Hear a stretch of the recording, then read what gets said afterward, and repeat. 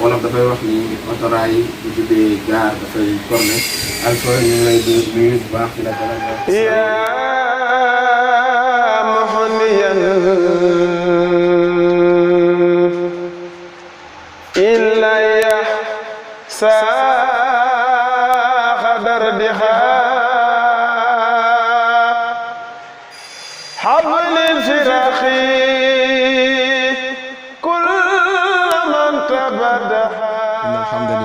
نحمده ونستعينه ونستغفره ونعوذ بالله من شرور أنفسنا ومن سيئات أعمالنا من يهده الله فلا مضل له ومن يضلل فلا هادي له mbokki Gandiol TV ñu ngi leen di nuyuwaat bu baax di leen ziyaara di wàcce kenn ku nekk wàccu waayam tey nekk seen émission bi nga xamante ni moom mooy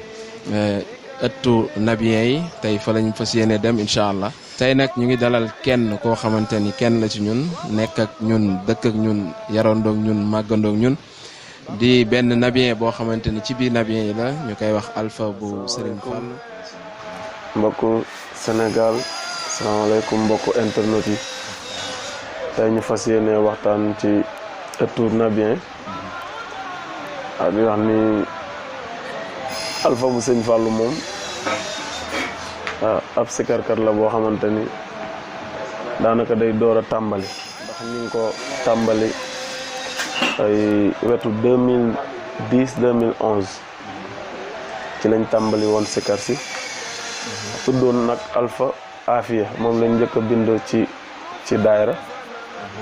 waaye nag xëy na dañoo dem ba ci biir ñaan moom bu nangoo rek sonal borom ndax sëñ Afia mi ñu tuddee woon suñu bopp way juróom bu góor mooy sëñ Fallou kon loolu ak yokkute la dem ba ci biir ñu ñuy woowe Alpha moom sëñ Fallou loolu moom sant rek la ñuy waxaat alhamdulilah. Alpha moom la ñu fas yéenee dalal pour waxtaan ak yéen ngeen xam moom mooy kan ak it fan la jëm ak yéeneem ci li nga xamante ni moom mooy xasida mag ñi ku ci mel ni Cheikh Ahmad Bamba Khadim Rasoul maam Cheikh Seydi Hadji Malick gis nañ ko ci biir ay wayam yu ci bari laal na ci lu bari yoo xamante ni yu amam solo la kon kooku tey jii lañu fas yéene dalal seen émission ëttu nabiyen yi incha allah dinañ waxtaan ci jaar-jaaram dinañ waxtaan ci yi nga xamante ni moom mooy nit ki ak moroomu nitam yi dinañ waxtaan ci point yu am solo ak it single yi nga xamante ni jot na ko génne yëpp incha allah ñu fekk ñun ay ndaw ci koñ bi nekkoon ci leneen maanaam ci yëngu-yëngu saayir ñu fekk ñu ci wooñu ci kaale ñu ànd liggéeyal Serigne Touba ñun nangu leen fekk si ànd ak ñoom ndax ñoom ñoo suñuy njaatigee di suñuy magum taalibe dañoo gisoon ni ci jamono jooj tamit daayira rafle woon na fi ndax mënoon nañu wàññi daayira yi fi nekk. ci biir daayira boobu ku xool xam ni lii di wàllu mbirum Baye Fall xale nekk ci di ci yëngu dafay jaar tuuti ñu taxaw laajte ndax suñu xoolee